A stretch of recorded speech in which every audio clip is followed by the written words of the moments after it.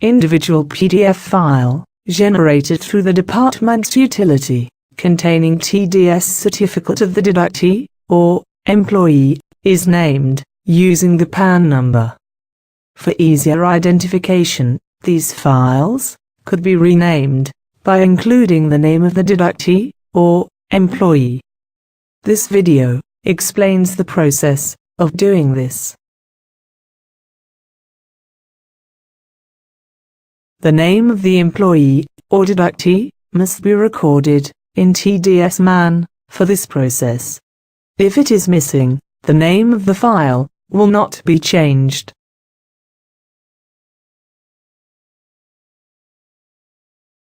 Click on Utilities. Click on Rename PDF Files. Select the input folder where the original PDF files are saved. Select the output folder where the PDF files with the changed file names need to be saved. Select whether the deductee or employee name is to be added. Prefix, that is, in the beginning.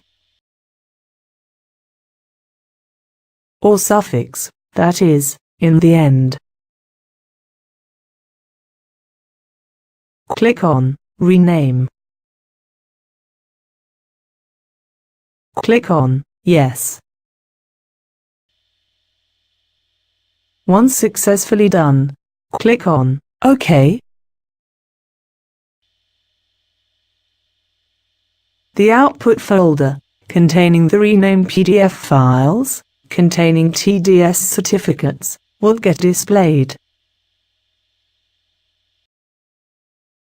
Close the folder.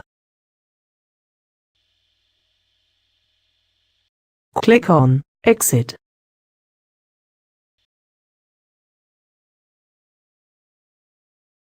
Thanks for your time. Hope you found it useful.